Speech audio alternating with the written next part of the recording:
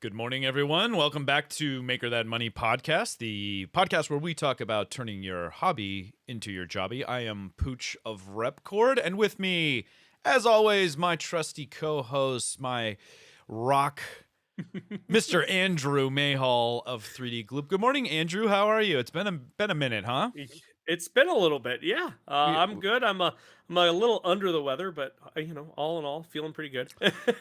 I'm sorry to hear you're under the weather. Hopefully, it's nothing serious. Just I think it's just a cold. just a cold, just the seasonal ick Yep. that's going Yep. around. Greetings to everybody that's with us in the chat on YouTube. We record this podcast just about every Friday at 9 a.m. Pacific time. So if you're interested in listening back and want to join the chat and interact with us that way, you can. We also have the Maker That Money hotline. The link to that is above me. It's Hot just seat. yeah, put you in the hot seat if you want to call in and talk live with us. We have that option as well. And on the pod today, we are going to talk about selling through the seasons. What does that mean, Andrew? Well, I think we were talking about this earlier. I think really the idea is selling a product through kind of the busier time of the year, where we call it the holiday seasons, those sales, all of that. Fun stuff that comes towards the end of the year over here in the States, where Yeah, Black everyone's gearing up Friday, for Christmas, Black Cyber Monday. Friday. Yeah. Yeah, Cyber Mondays, all of that. Small Business Saturday. I Oh, mean, yeah. shoot, there's so many different names for all of these sales. We love labeling our sales. Give Yeah. people a purpose, a reason to spend money, right? Yeah, Yep, and absolutely. so speaking of, we were on a hiatus for about 2 weeks. One because I was traveling to Germany for a conference, which was great. Form Next, we had a good time at that, and then we had Black Friday and Thanksgiving, and I was out of town. So we originally talked about maybe doing a Black Friday episode. That didn't actually happen, so apologies. But we're going to talk about a little bit of that today in the Selling Through the Seasons podcast here. A couple shout outs. Alex Gibson coming at us from the UK. Good morning. Good to see you Awesome. as usual. Vishal, Mihao, Liz, Papa Bear, Arizona. Oh, got a clap from you. 3D Grant at 3D Musketeers. Awesome. Got a lot of the usual suspects. So thank you. And Yep. again, if you want to join us live in the chat, please feel free to do so. 9 a.m. Pacific every Friday. We record. So I think that's it. Well, we got to do our calls to action. In fact, Oh, speaking yes. of, Mike Never Let the Machines Win is our number one advocate for that. But what is it, Mike? Get it, shout it out in the chat. Like, subscribe, smash that like button, smash everything around you, and hopefully hit the like button while you're at it. And bring a friend. And if this is something that's valuable to you, if you have ideas for future topics and stuff like that, we are very prolific on the Twitters. Our handles are down below, so you can feel free to tweet suggestions or comments or anything you'd like at us that way as well. So I think that's Awesome. good. What's the other thing that we like to do before we Let's start? talk about them wins. We got to talk about them wins. We got to talk about them wins. And I'm going to admit it. I did not think about a win until just now. So you get to go first because I went first last time. Okay. We got to celebrate the good, the positive energy, and Sure. we're going to start with that. So Andrew, what is a win you've had this week? Well, I guess let's go to last week. Last week on Black Friday, I turned 30. So hey, Happy I made birthday! it to 30. Enters his fourth decade. That's a big win. Okay, a lot of people. Yep. Medieval times, most people didn't make it that far. Like, Yep. good for you. Yeah. Okay, you're gonna tout your birthday as a win. No. The other wins, the more realistic wins are just we're gearing up for some really cool, exciting developments happening in the beginning of the year. Lots of new things. We've been talking about that retail packaging forever. We Yeah. finally have I've a seen it. date. I have it. It's amazing. Yeah, so it's we're pushing hard. So we just got in a lot of new materials. We started getting the labels in. Lots of awesome stuff happening. So That's fantastic. Yeah. I'm gonna ride your coattails on the Black Friday. We did a fantastic job. My team, shout out to my team, did Awesome. a fantastic job of clearing out some older inventory. I think we talked about in the past, just getting organized and stuff like that. But we blew out Mhm. way more stuff than we expected. So we, unfortunately, we're a little bit slower fulfilling this week just to due to the volume. But you know what? I'll take it. Yep. And out with the old, in with the new. We're working on some new revs and all that stuff, and this is kind of a critical component of you know making space for the new stuff, the new designs, and all that stuff. So I'm very encouraged by that, and I'm very lucky to have such a great team that helped me really just That's awesome. grab and go and took that bull by the horn. So That's great. that's a great win for us. I see a lot of good wins in the chat. Please feel free to share there as well. We want to celebrate your wins as well. Alex says he raised his ABS print game, and he got some Nice. Pantone 265 sea spray paint. Let's see. Now that's a like a mauve. What is it? No, That's I don't that's know. almost that's a purple. So our purple is 266C. So Ah, 265 very is good. literally right Okay. next to it. Okay. All right. A purple. Oh, good. Spray Yep. paint. So he can Yep. upcycle and brand all his things. So that's right in brand. So Pantone is making actually Pantone color matched spray paint. Is that Well, a it's probably a different company well? that The makes company it, but makes it. they'll yeah, License it or yeah, something. Okay. yeah. Yep. Mihao says he installed a new photo booth that now allows better build and tear down for photos in under 20 Nice. minutes. That's good. I mean, that's a that brings me back. When you have very limited amount of space and it's like, oh, got to put the photo booth up so I can take my Oh, images, but then I I hate can't taking leave it on the kitchen photos. table. I do too. It'd be Oh, great to have a dedicated space for that, but given how little we have to do, how infrequently I have to do it, I understand yeah. needing to build it. But that's a great win, Mihao. I'm glad you found something. Um, what else? What else? Let's see. Grant says he may try to get a win.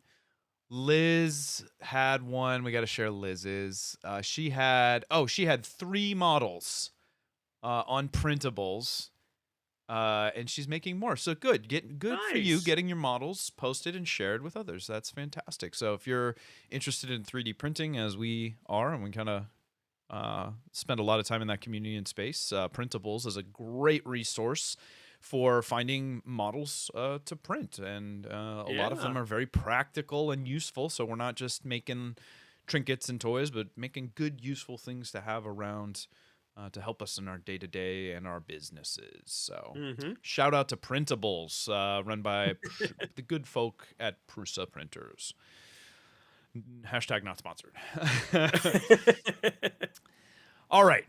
Shall we dive in on the meat and potatoes for today? The main Let's do it. course, the main course, selling through Let's the do it. seasons, forecasting. So let's talk about the problem a little bit, the way that we do, and Mhm. then let's make sure that we offer as much solution as we're able to. And again, this is where I like to throw out our disclaimer. We are very much in progress as well with our businesses. We do not claim to be experts. We do not know everything. We are just sharing Mhm. our experience and that which may or may not have worked for us, because sometimes it's what doesn't work as well that, where the learnings lie. That's true. Yeah, but let's talk about the problems of selling through the seasons. You have a product, Mhm. you want to get it out there, you want to forecast, you want to understand what the demand is. Okay, Okay. but maybe you're Mhm. new, and you just you have no idea, and so Mhm. funds times limited. Like, how do you know how many of your chips to put into the pot at a given time, if you will, if I'm going to use that poker Sure. analogy again? What do you think? Sure. Well, that's it's kind of a tough one because let's say for instance you are new as you're describing here and you've never shipped a product or you've never had this product in the market. A lot of it's really going to be based on guesses. I think where you could probably draw some parallels is probably something where maybe your product's based off something else or similar to something else. Maybe you're selling 3D printed ornaments for the holidays. Maybe they're Okay. customized or whatever Something seasonal, on maybe? your Etsy Okay. store. Yeah, yeah. So it might be seasonal, but in this case, it's a really good opportunity. Like October, November timeframe to get your listings up and make sure you're kind of beating the drum, saying, "Hey, I've got these cool things that I do. Right. Get them in time for the holidays." Right. you know, if you might be able to do some market research, perhaps look at what other people might be doing, kind of determine the sales volume. um for products that kind of in a league of their own. It's a lot going to be based on guesses, I think. It's okay to get it wrong, though. I will say that when we launched our products, we based it a lot on guesses, and we got it wrong. We had 3-4 week delay sometimes. Yeah. But if you got a product that people want, or it's exciting, a lot of people are actually willing to wait. Yeah. Yeah. So, So you you got to know. take, certainly you got to do something, right? You got to take a shot. Hmm. And the two, it's going to be very, very unlikely that you're going to be able to hit it right on, right? So really Hmm. your two choices are, do I go conservative and do I not put the expenditure out, not risk it, and I Hmm. try to truly go demand driven, or do I overproduce and hope? And maybe I don't think hope is the right term, but do I overproduce? Do I hold Sure. inventory and then try to promote and sell through it? And the answer to that completely depends on the type of the product, the Hmm. amount of cost associated with it. Like if it's a low expenditure and like the cost of storing it and stuff isn't as high, Hmm. you may be better off just let's produce it and then let's work on our sales and marketing stuff. If it's a Yep. really expensive, maybe you have a big bulky thing and you don't have the space to store all of it and stuff, you're probably going to want to work more towards just-in-time manufacturing or something Yep. like that. And for those who aren't familiar with that, it's just what it sounds like, trying to produce as the orders come in as closely as you can. Again, a lot of this is going to depend on what it is. How complicated Hmm. is it to produce? How long does it take to produce? If we're talking about Yep. a jumbo jet, just in Yeah. time is completely different than, like one of my storage boxes or your Gloop or something like that. Hmm. So Yep. so obviously you're trying to hedge bets. You're trying to be in between. The downside of overproducing is too much Well, cost and material. yeah. Go ahead. Yeah, Yeah. it's too much. You're leveraging, essentially this money that you have Tying up that against, cash. against a bet, and then you have essentially all of this inventory that now you have to carry that cost forward. So you invested all of that money, all of that time, all of that energy, and you didn't sell through it all. So Right. it's going to potentially cost you more down the road, especially if it's a seasonal item. You don't see the stores buying loads and loads and loads of Christmas lights, and by the end of the Christmas season, they hopefully are sold out of those Christmas lights. It's a good thing because they Yeah. don't want to have a bunch of extra left over. Right. And then um as we you all know know, the best time to buy Christmas lights is like the day and the week after, when they're literally hmm. like half the cost Hmm. and purging through, because Yeah. they're never going to hit it right on the head either. They try to get close. Now, what's Yep. the downside of understocking? Well, so yeah, it's lost potential. Think of it as essentially, that you have a certain amount of money that you're capable of making. You don't know how much that is, and if you don't have enough, like you only bring a small little shovel and you hit a gold mine, and you know that the gold mine is going to close off. You're only able to get a little bit out. Yeah. Whereas if you brought a bigger shovel, maybe you were able to get a little bit more out before your access to the gold mine was shut off. That's a good You know? analogy. I love that show Gold Rush Alaska. I was obsessed with that. Like, and Yeah. and you only had a limited amount of time before it all froze over for the winter, right? So you got to get while the getting Yeah. is good.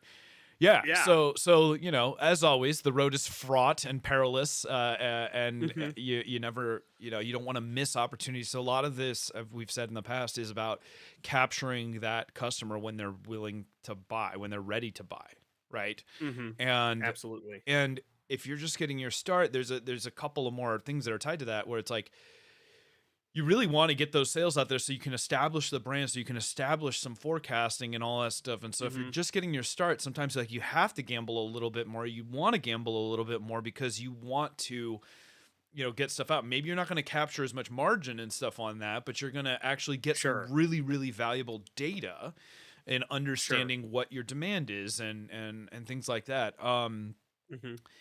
So again, and there, I don't know that there's any right or wrong answer. It is really painful when you have something and you miss being able Mhm. to make a sale Yep. when you need to establish that. So timing is a big It's factor, it is obviously. a big factor. I will say like what we've done. So let's pivot the conversation a bit to, let's say you are a little bit established and you have a known product instead of, an unknown product entering into the market. Okay. You have a little bit of data. So, maybe, this is your second year coming into this holiday season. Okay. What we had back when, I'm remembering back in 2019, which was our second year, we introduced a new product in October. Now we did it in conjunction with a trade show, Hmm. but we also did it hopefully, in the idea that it would be a really cool gift for people to give other people who, had Yeah. 3D printers or that sort of stuff. And we also introduced a new packaging size at that same time. Literally, I think it was like a couple weeks later after that trade show. Hmm. And the idea was that we had two different sizes that we had sold our products in, a 75 milliliter and 120 milliliter bottle. And we just introduced this new product, and we wanted to make for sure that we also captured customers that had never tried our product before. So we were still new, but yet we still had some sales data from the previous year. So the idea was is that we had to bulk up a little bit so that we had to carry some inventory for a few weeks, because we didn't want to get these orders and then make the customers wait, weeks. That Sure. wasn't going to work. Right. Well, So especially what when we a did lot of was we them looked at. want it for Christmas. Mhm. It's a gift, right? And Yeah. so that's going to really So damage your brand if you're not able to like get people their yeah. Christmas gifts on time. So what we did was we looked at our previous year's sales in that time period, and then we looked at our average growth rate month over month. Okay. So how many extra units were we selling month over month? Because of our static growth rate, and then we just doubled that. Now, again, that was just kind of what felt good, and so we're like, okay, so we know that between November and December we sold, I don't remember off the top of my head, but let's say it's 100 units, Okay. and let's say that our growth rate was 20% month over month.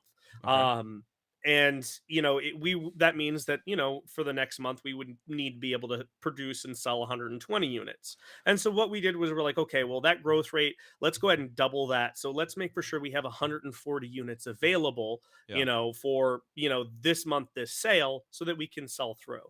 Now we also were trying to figure out, okay, well, how much kind of demand are we going to get because of the, in conjunction with this launch at the trade show. Also, any kind of influencer marketing or anything that, anyone that picks it up.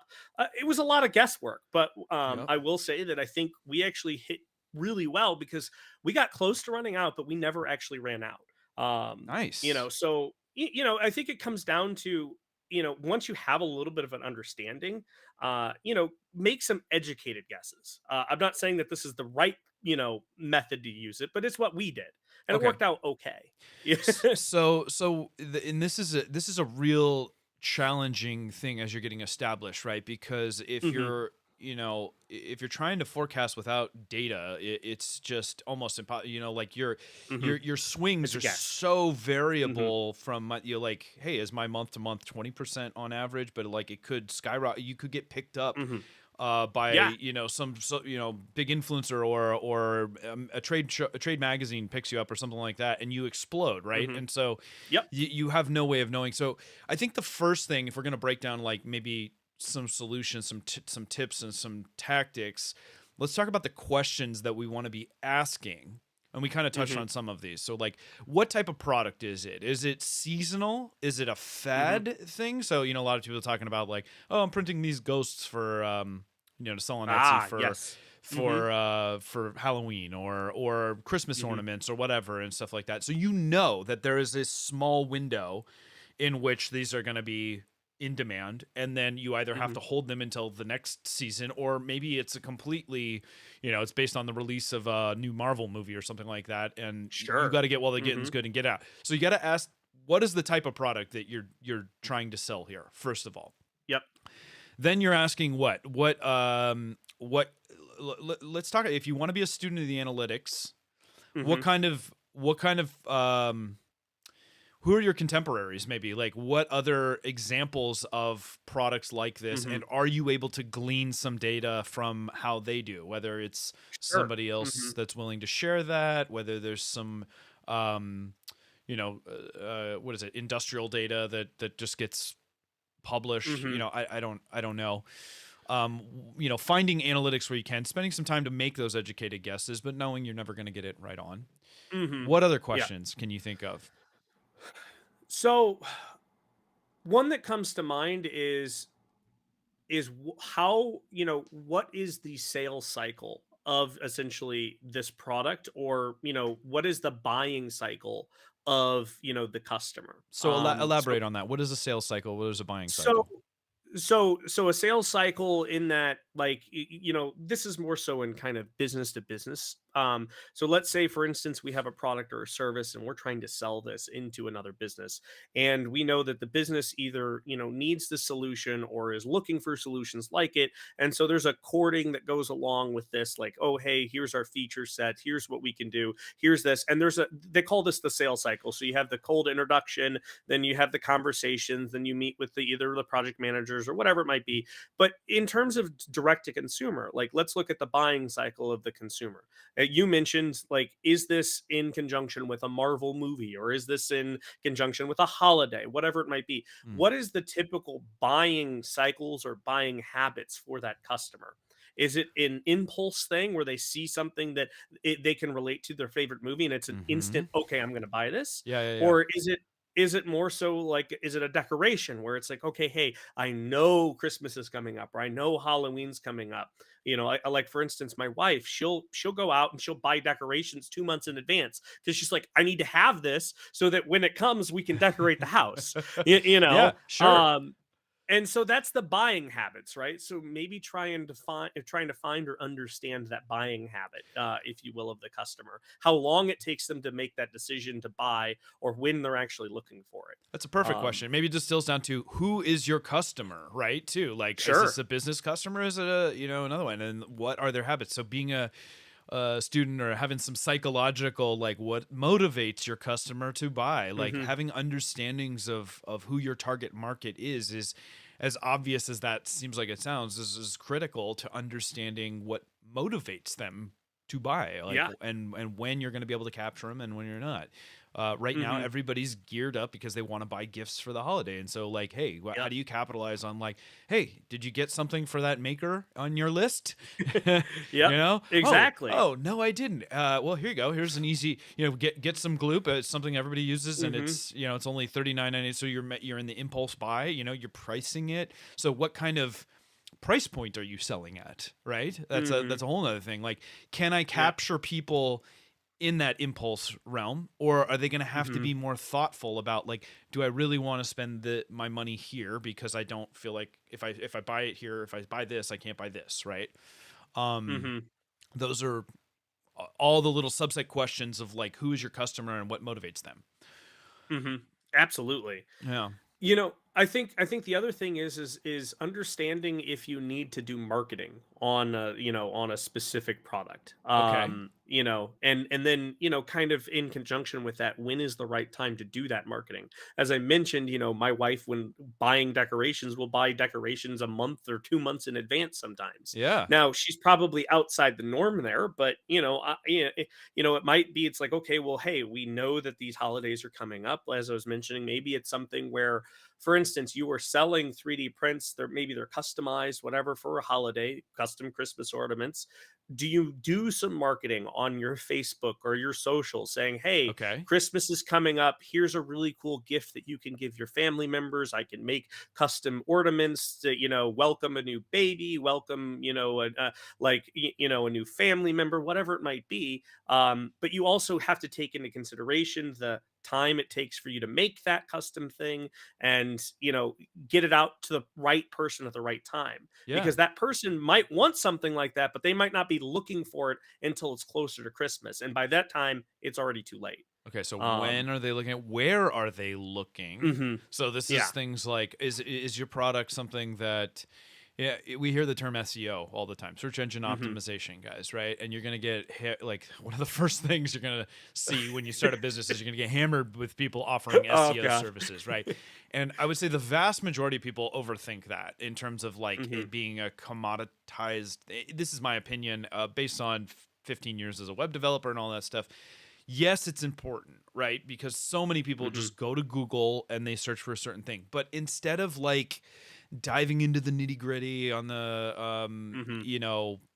where to place your ad buys and stuff like that, just break it down to a very simple thing. If you were looking for this, what would you be typing into the search box, right? And Mhm. do you rank, Sure. right? And are you on, are people first of all, is that how people are finding you?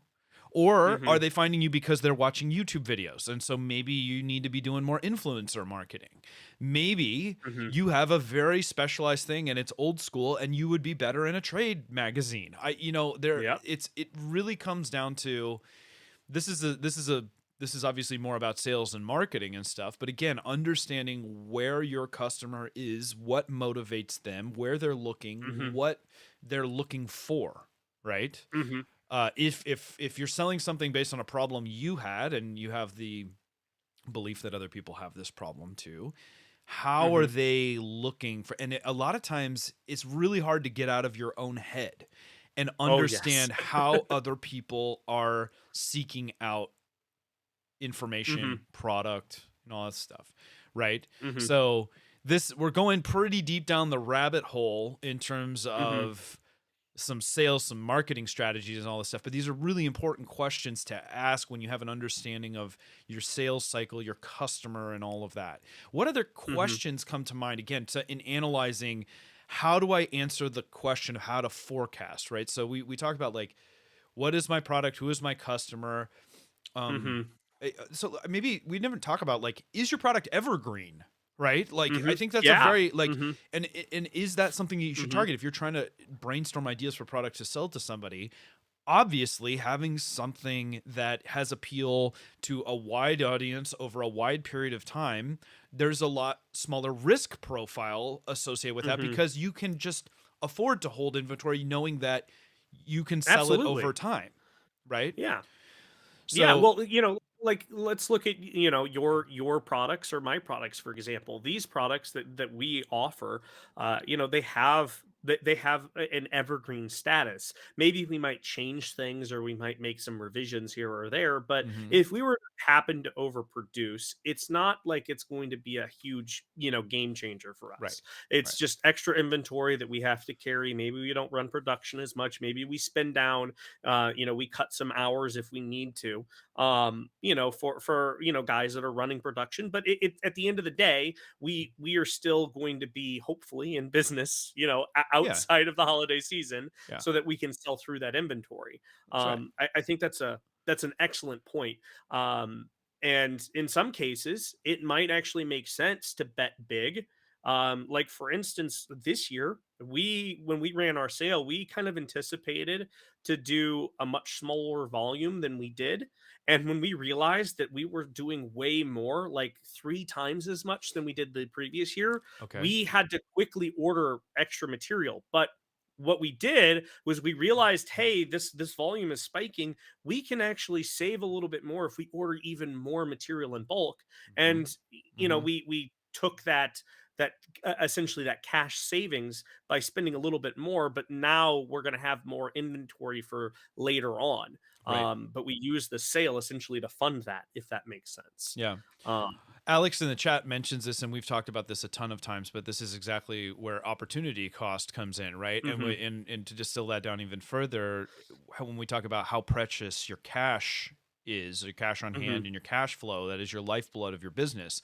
And so when you tie up your cash in creating, in work in mhm, progress and in having inventory, that's cash that you don't have to do other things, to mhm. pay people to, work on other projects and all that stuff too. Yep. So that is the cost. Now, if you have Mhm, an evergreen product and stuff, yeah, you can do sales. You can do there are tactics, right? Like mhm. that allow you to recoup that, but Yep. obviously as a business you want to be ideally having Mhm. consistent flow so that your revenue is coming back to you. Like aging inventory isn't good Mhm. because over time it's going to cost you Yep. in storage and space, in loss. Maybe Yep. it degrades on the shelf. It just depends Our on. products have shelf lives, yeah, Yeah, and yeah. we have So to monitor that. Mhm. yeah, so Yeah. you have to consider all of those factors Mhm. on your particular project. The other thing I would say is, what is your goal for the product, or what is it you're hoping this product is going to That's a become? good one. So, for Mhm. example, is your goal to scale this? Do you believe in it enough where it's like we're cutting our teeth in retail, Mhm. but Yep. ultimately I see some potential to do wholesale where we can move much larger volumes and stuff like that. So in that case, like I need to get it out into as many hands as possible to capture, that data and stuff Mhm. like that. But then I also I want to make sure that I'm getting those numbers up so that I can keep my machines running, that I can keep my guys busy and all of that stuff. And so Mhm. that's going to help dictate where you're ultimately trying to be with the product, and maybe some Absolutely. decisions that you're making, and how much you want to invest in that growth. Mhm. Yeah, yeah, absolutely. I mean, for instance, when we launched, Gloop, like, I have that cheesy saying, I want to be the empire of sticky, because that was the intention, right? The intention was to try and make it so that we can continue developing adhesive products or materials, for the 3D printing industry, Yep. and for us, taking some bigger bets just kind of makes sense. But for smaller products or seasonal things, it might not be something where you should take that. You don't go and print 10,000 ghosts to sell on Etsy when you Yeah. probably can only make sell 500, Right. right? Right. Right. And you know. that sounds obvious, but you'd be surprised how many people fall into the game of like, well, I love printing, and then before they know it, they're not even Hmm. paying attention. Oh my gosh, I've overproduced this or whatever. So, Yeah. Yeah. um, that's that's a that's a that's a challenge. Yep. Okay, so there's a ton of questions. So obviously, like we recommend all the times, like stepping back, Hmm. writing down some, your thoughts in terms of Hmm. what your product is, who your customer is, all that stuff. Trying to come up with some answers. Okay, Hmm. ultimately, you got to decide to do. You got to do something, right? So, Hmm. and hopefully. Spending the time to think about the answers to those questions are going to kind of help form in your mind where you want to be, what your goals are, what your thing is. I would say where you get into some interesting X factors, like a lot of the value as you're getting started, especially, is building reputation.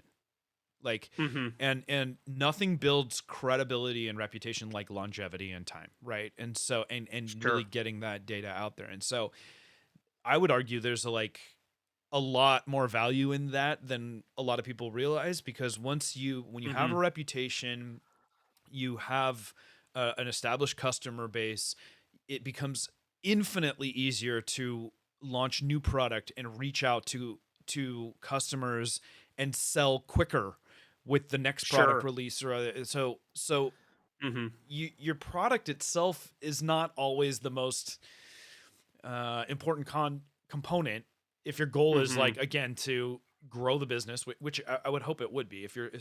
setting up a business, you want to grow it. Sure. Building rep, building an established audience and customer Hmm. base is incredibly valuable, because the Hmm. products may come and go, but customer Hmm. loyalty, if you are good at what you're doing and stuff, is it stays, and it makes it so much easier to grow in the future and to bring in new people, because then that's when you start to get people advocating for you. A lot of times they're showing off your product, Hmm. and a lot of people, hey, what's that? Maybe I want that and stuff as well. Exactly. That takes Mhm. time. That takes a lot of Mhm. years sometimes. Like that's where you're getting into it for the long game. So Yes, are we playing, absolutely. and that's one business strategy. Not everybody's in it for the Mhm. long game. I think there are a lot of people that are like, let's do a seasonal, let's get while the getting's good and pivot to something else. Mhm. Right? Yep. So the overall goals of the business. Mhm. Yeah, I think that's an excellent point. Is and in reality, that should probably be the first question that you ask is, what do you want your goals to be, right? And then everything else kind of branches and extends from there. So, Not you know, everybody, yeah, no, no. I mean, it sounds again. That sounds like an obvious thing to say. Well, what are you trying to be as a business and all that stuff? Like it, but again, mhm, the answer to all these things kind of contribute to your overall strategy. We're talking about coming up mhm, with ways to strategize and forecast, and it's tough because mhm. not everybody is a student of analytics the way that we are. I think we see a lot in our space because we tend to be technical minded individuals, Sure. and it's kind of Mhm. the best tool that we might have. I don't know about your, shopping platform, but I know that like I'm overloaded with analytics a lot of the Yes. time. And let's talk about that for a second because I think you run into some interesting fallacies sometimes where you may incorrectly Mhm. read or overread or the analytics just are only telling a little snippet of time. Mhm. Excuse me. Yeah. Yeah, that's a good point. I think in many cases, sometimes I become paralyzed by, or suffer decision fatigue from information overload. And we call that There's too much. paralysis by analysis, if you haven't heard Yeah, that yeah. before. So in some cases, it's like I can remember explicitly trying to forecast and plan, like, as Alex was mentioning, opportunity costs. When we were really young, and bootstrapping, every penny counted. I mean, literally every penny. We Yeah. would have to, figure out and calculate how much the shipping, how much the tax was going to cost to order in bulk certain materials. And then we had to determine, okay, when was the correct date to do that? How do we, like, what does this mean for everything else? And then we were like looking at analytics, trying to figure out Yeah. the rate of which customers purchase, when we can expect return customers. It was overwhelming. Yeah. um and in that case, I don't think it helps, if you go too deep too quick. I So completely agree with that. And I think that, and again, I don't want to say they're useless, but the younger you are, mhm, the more useless your analytics is. And your yep. time is precious and probably better spent just focusing on other stuff, like just getting it made, right? Like Mhm. there's a pragmatism that you have to take about this. And as much as we'd love to be able to sit around and analyze every, you know, sale and talk to every customer and all of that stuff, it's just not practical. So Mhm. do not fall victim to paralysis by analysis by getting in there. That's really tough for some people because we Mhm. rabbit hole. We want to dig in on that. We desperately want to apply reason to what is happening where you're not getting a clear big picture when you Mhm. don't have a big picture, right? Like, Yep. Yep. um, I don't know what the best Well, analogy is, but if you're, like I said, if you're just like you're only looking at such a tiny snapshot of time, it's yeah. impossible Well, to glean any kind of trend from that. and I'll even say that even after 4.5 years of experience of selling our products, we got it wrong this year. Like I just was mentioning earlier, like, last year this time we thought we were gonna sell, a certain number of units. Again, I can't remember off the top of my head, but all I know is that when the Black Friday sale came this year, sales just spiked. We have the single largest day of sales in our company's history on our sale day. And we were, giving off a substantial discount and also free shipping in the United States. So all of those numbers, we still even blew our single largest sale day. And we had no idea it was coming.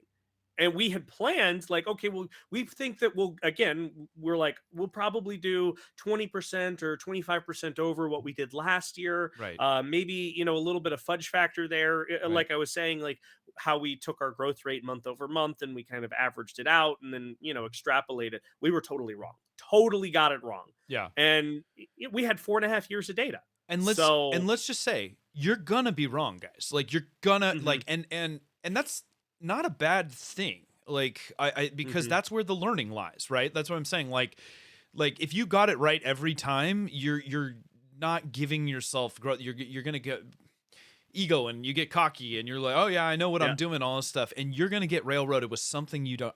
I guarantee you, with the amount of Hmm. variables that go Yeah. into this game, it's not a game. This life. So sometimes it feels like one. Yeah. You're gonna miss, and Hmm. it's just a question of how bad and how damaging is that miss, and are you going to learn from it, and what are you going to do better next time? Like you don't know what you don't know, and Hmm. that's normal and okay and good, and that's where the learning lies. So like don't get down on yourself when that's the case. Now, analysis fatigue. Alex talks about putting everything into a spreadsheet, make everything a number, do error bars, walk away, revisit tomorrow. What do you think about that? That's a good idea. I mean, again, that's what we do. Well, that's what we did until we realized early on it's like, okay, this doesn't make sense because we keep getting hung up on all of these details because what we were seeing early days, I'll speak out here. We had free samples that we would give out. We would charge some shipping, and then we would see that free sample go out. We could pretty reliably count that about 50% of those free samples that went out would convert into a purchase. Okay, And they would convert into a purchase that's pretty within, good. I'm wanting to 50%. say, it was about it was really high. They would convert within a purchase within about 2 weeks after the sample went out. Okay, And they received it. So we basically when had they this ran out of the data, this sample. yeah, Yeah. yeah. So we had this spreadsheet that we kept up, and we kept it updated literally every day. The number of samples we were sending out, we were trying to track and see a trend, Yeah. and we did see a little bit of a trend, like I was saying, but at some point the data started getting all sorts of crazy, and we started seeing an increase, and okay, now more people are actually buying it instead of the 50%, so it's going up, and it's like, well, we can't have we can't start relying on all of this data if it keeps increasing beyond 50%. It's like it can't really be 50%, it Yeah. can't be 70%, it can't be Yeah. 100%, because it's impossible. But what Right. we were seeing was that, and then all of a sudden, again, it just stopped, it just dropped off And then it's gone. out of And like nowhere, that, and then it's it's gone. gone. Yeah.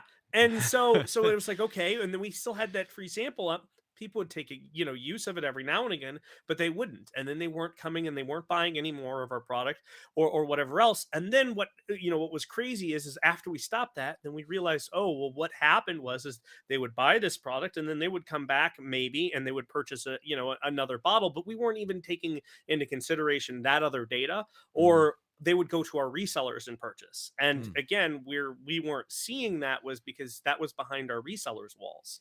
Yep. And we would sell to our reseller, but we weren't seeing that customer go there instead. Yeah, your Um, analytics become imperfect when you let go of some mhm. of that sales Yeah. that they did data. Excuse me. Um, And I'm glossing over a lot of things, but sure. yeah, it gets very confusing, I would say, if you try and put everything into a spreadsheet and you try and figure out how you're going to project everything. I mean, there are probably people out there that are smarter than me that can do it, and Yep. maybe that's been their job, but in my experience it just leads to more more frustration. I think it's a good exercise. I think the only issue I take with it is the tomorrow piece. I think tomorrow, and Hmm. I think he's using that generically. I don't think he means literally do this every day. Sure. But the time frame again matters and stuff. Like maybe look at that quarterly. Again, it just depends on the demands of what else you need to be doing and stuff. If you truly Hmm. have people to handle like a lot of these other things, and you are piloting the ship and trying to uh, have the resources to do that, that's then maybe that's that's another completely great different. point. Hmm. Yeah, yeah. So that Hmm. really depends. I wanted to make sure we had a chance to answer a question that's related to seasonal demand that Phantom Printer brought up earlier in the chat. He asked, "How are you Oh, guys okay. handling possible shipping delays because of the holiday season?" So this is a little bit of a Hmm. digression, but related. Okay, so we're in a holiday season right now. Hmm. And of course, that means that all of the carriers are just bombarded with shipments because everybody buys Hmm. everything online these days. So, Yep. how are you handling those delays? So, unfortunately, Or are you there's seeing? not First of much all, that you can. are you seeing the delays? I guess is the question I would ask you first. Yes. Okay. Yes, absolutely. and it just kind of happens. Yeah. I think this year, I do believe delays are going to be worse than they were in many years past. Why? Um, Specifically, what I am seeing on our end is that there are the routes that the drivers are taking. Like I have conversations with our UPS guy now, and our FedEx guy, and our USPS guy. Their routes are much larger than they have been in the past Yep. because they have less employees doing the delivering, and with that, it takes longer to get through that workload. And in some cases, at certain times, they are no longer allowed to be out. They have to come back. So if it wasn't able to be delivered in that day, then it just has to get pushed the next day. Yep. um so that's like UPS and FedEx. They both have a specific cutoff time. At this time, they have to come back to the warehouse or whatever. Yep. It might be different for other states, but this is what our guys are saying. And it's like, if I didn't get to deliver this package, it gets put on the truck and it gets delivered tomorrow. Yes, it's kind of first in line, but at the end of the day, I can't help it. My route is too big. Yeah. Um, so it's one of those things. As a small business, you're just going to have to, I guess, learn to accept and try and plan around it. Let your customers know in advance, saying, hey, like just now there's a shipping delay on our website, saying due to the order volume Yep. there might be a delay. Yep. I can't help it. It's That's exactly what I was going to say. So it's all about setting expectations. I would also say that if you have not spent the time to make sure that you have a defined shipping policy and that you're telling, this is I think a pitfall that a lot of companies fall into when they're first getting started, is running into the whole thing where we've kind of talked about this before. The customer expectation is until they have it in their Mhm. hands, it's on you to get it to them. Right. Even though Yep. you're leveraging a third party to do that. Mhm. And it is classic. Probably the number one customer support beef anywhere is the finger pointing around the package got Mhm. lost or damaged in shipping. Whose fault is that?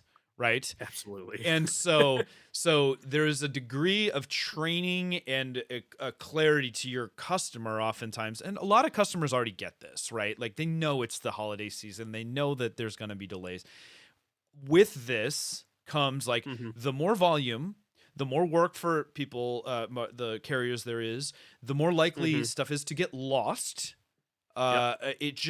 There is nothing that you're going to be able to do to control that, because unless you are running your own delivery or you only allow people to pick up locally or you Mhm. physically deliver to people, you can't Yeah. control that, right? And so this is a classic serenity prayer thing, like have the patience and understanding Mhm. of what is within your control and which isn't. That's a terrible distillation of it, but you get the idea. Like you can't worry Mhm. about the things that are out of your control.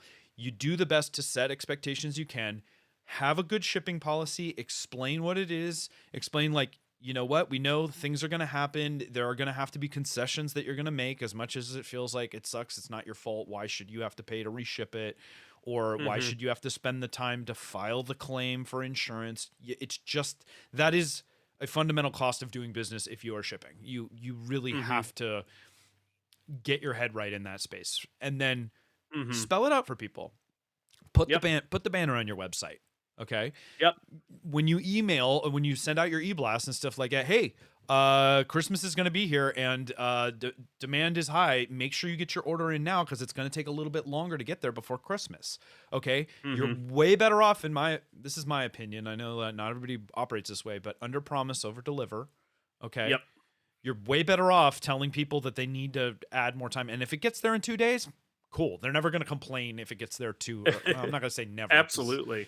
Yeah. somebody's going to complain about something somewhere, but you get the idea. Yep. And don't sweat the fact that you're just going to have to deal with stuff that sucks. That's part of Mhm. doing the business. And, um, you know, Yeah. I think that's the best you can do. Let us know in Mhm. the chat if you've got other strategies for shipping and all of that stuff too. I think that's a great question, and it's one that's very Mhm. relevant to a lot of Yep. people in this space, right? Because we rely on our carriers. The other little side tip, and you'd mentioned like, and I think I've talked about this before, but get to know your carrier. Mhm. You'd Yep. be surprised what a difference it makes. Like giving them that little Christmas gift and having Mhm. that conversation, asking them how they're doing. They're gonna go out of their way to want to help you out. Like my mail carrier, my UPS Yep. guy, like I literally classify them as like a good friend at this point because there'll be times where it's like, the pickup didn't get in time, and I literally can text my UPS guy, and I hope he doesn't get in trouble for this, and be like, I missed the pickup window. I know he's always on the same route. He's like, no problem, I got you. He comes by and he'll pick up stuff anyway, Yep. right? And he's happy to Yep. do it. And we will a lot of times we'll sit around and chat at the end of the day and whatever. Like, Mhm. be kind to the people that are important to the operation of your business. You'll go Absolutely. far with that. You will, I promise. Yep. Uh, okay. A bit of a digression, but very relevant, obviously, to high demand and seasonal Mhm. stuff. Let's we've covered a lot. Talking about the Mhm. questions, talking about the strategies and stuff. We got about 10 minutes left. If you guys have other questions or other comments for us, feel free to feed them to us now. Mhm. I would say let's start wrapping this thing up and talk about. We've talked about analytics. We've talked about Mhm. what are we missing from this conversation in terms of like how to estimate production, Did overproducing, we underproducing. did we talk about the importance of discounts or sales around this Pricing. time of year? We did Pricing not. and yeah. That's a good one. So yeah, so again, let's assume here that you have an established product and that you've been selling. Does it make sense at this time of year or the holiday season to offer discounts? I mean, I think the obvious answer is of course. But Yeah, I dummy. think because no one wants to spend more on something if they can get it for less, right? But what I think it does is it opens up an opportunity for you to maybe get a customer that you would not normally get, either because someone's buying it as a gift for someone else, or maybe it's they are getting it a gift for themselves. They have some extra money. Yeah, What we see is January and February are our largest months. The reason why is people got 3D printers for Christmas, that's right. and now they're getting into it. And That's right. January and February come around, and now they want all of the other accessories that go with their 3D printer. Yeah. And so, what we've done and what we've learned to do is offer discounts in January and February to get those new customers. But we learned this from being around, for 4.5 years and seeing the generic trends, if you will. So if you're gonna take everybody that's listening right now, if you're gonna take one note, okay, on today's episode, okay, the big piece of I don't know if we call it wisdom, but it's, and I said it earlier, I'm gonna say it again. Capture the customer when and Hmm. where they are ready to buy. Capture Hmm. the customer when and where they are ready to buy. That is that is Absolutely. always your goal, right? And we Hmm. see this happening in a lot of different ways, and we probably don't even analyze what's going on. But Hmm. there's the psychology of like knowing, like I said, when you brought up a fantastic point. You know your product is a companion Hmm. product to another type of product, and a product that is Yep. often gifted and stuff like that. Yep. Fantastic insight on that. You've got a bunch of Hmm. people that are ready to buy. This is the other reason that maybe investigating, like, how do I get into resellers and stuff like that, that yes, Hmm. we'll talk about price in a second, like that's an important thing, but a lot of times price is secondary in to just being in front of the customer when they're ready to buy. Sure. We have had so many more sales by obviously being on reseller sites where people are buying our stuff as a companion product, again, to a 3D printer. Hmm. They're at Printed Solid, they are at Prusa, and they bought the printer and they're like, well, I should get a rep box while I'm at it because Hmm. I'm here. And Yep.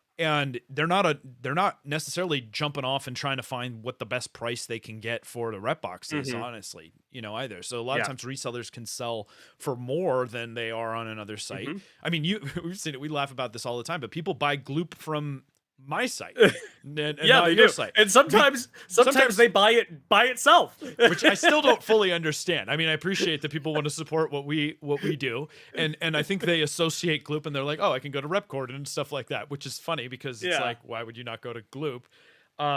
But Mhm. but more often it's that, oh well, you know what? I'm already buying the Rep box, and maybe I want to get over the free Mhm. shipping thing, Yeah. right? And so I can just Yep. add some Gloop to that order, and now boom, I'm saving money on shipping, right? And so That's you got to be that's where kind of some price, yeah.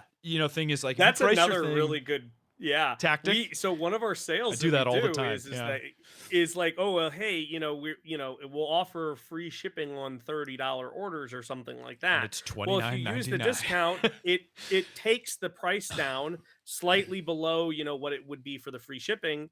But then what they'll do is they'll add on one of our small products. So they're getting the product for free, but then what we're doing is we're actually getting a little bit more. Yeah. I mean, Yeah. it's there's these little tactics that as a business you kind of have to play in order to try and again, make sure the sales are worth your while. Because as a business, right, we have to be in business to make money. If we don't make money, we can't keep running. Yep. And so we design these sales so that it gives you guys an opportunity to get the products at a cheaper price. But in to do that, we have to make up that lost potential by selling more product. And so that's how we do it. We balance it out. So So we just did the exact same thing. I don't know how many people have noticed. I'm going to give away my secrets here because it's like people don't know what to expect. But we had a Black Friday Cyber Monday sale. We mhm, discounted the the rep mhm, box that we were selling, and the discount when applied mhm, brought the price of the thing just under the free shipping threshold intentionally. mhm, mhm. Because I know if somebody is seriously just wants that and they're willing to pay the shipping, that's great, and then I don't have to necessarily, because the shipping is Yeah, on it's average 20 expensive. to 25 bucks for me to ship a rep box domestically, never mind Mhm. internationally. Yeah. I'm just talking about domestic right now. And so, yes, I'm willing, I'll discount, but you're going to have to cover shipping. Or if you want to buy more stuff from us, then Mhm. I'll do free shipping. And 9 times out Yeah. of 10, I would rather sell more stuff and do free shipping Yep. than have somebody pay for the shipping, right? And Mhm. so psychologically that really works, and it's a great way for you to potentially upsell. Plenty of people Yep. either just didn't think about it and just said, okay, cool, or but a lot of people did. They added whatever upgrade kit Yep. or some Gloop or whatever else. So again, having a psychological understanding of how your customer operates. Mhm. And then again, I want to go back to, where is your customer buying? Like, so Yep. reselling may be a great, you might not think that it's viable, but there's a lot of companies out there. Think about resellers, like they make their money by having a Mhm. large portfolio. Most resellers, I don't want to say most, but a lot of resellers don't make anything of their own. So they're totally Mhm. dependent on having a broad portfolio. And it's pretty trivial for most of them to Mhm. add another listing to the website. It's just a Mhm. question of, do they want to lay out some cash to hold inventory? Maybe you Yep. can do a drop ship deal where they don't have a Mhm. lot to lose. They can put a listing on there and then you can drop ship directly. We've done that before. Yep. So again, get in front, especially as you're trying to grow, get in front of where your customer when they're ready to buy. The other place we see this a lot of times, have you guys ever had that upsell thing where it's like you bought something and you even completed Oh, checking yes. out, and it's like they realized you just checked out, you got your receipt, and it's like, hey, if you add this right now, we'll just tack it onto the order, take another 20% off for you or whatever. And you're like, Mhm. oh, I should Yep. totally do that. I haven't I've been investigating that because I want to, and I Mhm. haven't, but it works so Mhm. unbelievably well, right? Because Mhm. you're capturing the customer when they are ready or have already bought, right? Mhm. Historically we've seen it like, maybe you get an email after and you get offer, like that's another way, but I would argue that's not when they're ready to buy. That's too late. That's already Yep. gone by. You will get some conversion from that. Hey, thanks for your purchase, here's another 10% off the next person. You're trying to Yep. encourage the repeat business, because over time you're going to realize you're going to, I don't know for everybody, and it depends on the product, but like we've ended up selling a lot more to existing customers are far more valuable customers than trying to the amount of work it takes to get a new customer versus selling to an existing customer, which could be Yeah, absolutely. a podcast in and of itself, and maybe it should be. So we can It should be. pin that for retention versus creating a new customer Yeah. is a great topic to talk about. Strategies for that. Yeah. So maybe that can be a teaser for next time or an upcoming. I don't know. I love if we'll it. do next time. Lots of little nuggets in there, guys. I hope there was something that resonated with you. If you had some questions and we didn't quite get to it, Justin 3D, I see your question about CR30s. If you want to ping me on Twitter, I'm happy to talk about that after. It's a little bit off topic for this. Oh, look at this. My good friend Left Terrace, NX3D, is asking, how much is a rep box shipping to Europe? Funny you should ask that, Left Terrace. As it turns out, we're onlining a new warehouse in the EU, and it is only, for anybody in the EU now, it's between $15 and $20 shipped in the EU, and that's it. There's no VAT. There's no. We're using the magic of some tax benefits in Europe and stuff like that for this. So it's our product is becoming far more accessible worldwide, which is very exciting. Which is a huge win that I haven't actually spoken about yet, but I'm excited, and our friends at NX3D have helped leverage that. So for our international folks in the EU looking to access our stuff, that is a great opportunity as well. So again, grow your audience by being more accessible. Reach out and be where they are when they're ready to buy. Have I kicked that dead horse enough? I don't think I can. That is the secret, the number one. I don't know if it's number one, but it's a good one. It's a really good one. Yeah. Any other parting words for our good friends before we wrap up this fine episode of Money? I think you summarized it very well. Again, finding, knowing or getting that customer when they're ready to buy and where they're ready to buy. It's so important. So. Yes, it is. Along with, again, spending the time asking the right questions, answering the questions, pause, give some thought to the whole thing, understand your customer. It's this easy, guys. Yeah. Answer all the questions, know who your customer is, understand your product goals, and then profit. The end. I love it. Couldn't be easier. Yep. As always, I want to thank you guys for spending a little portion of your Friday morning with us. Thank you for tuning in live. If you're listening back, feel free to join us live some other Friday. We'll be back. We should be back next Friday. I don't see any reason not to be. With another great topic. Again, feed us ideas. If you have questions or comments or ideas for themes and stuff, you can ping us on the Twitters. I'm at Repkord and Andrew is at 3D Gloop. And we will talk to you then. Until then, everybody enjoy your weekend and good luck, and make sure to get that out there and make her that money. Bye, everybody. See ya.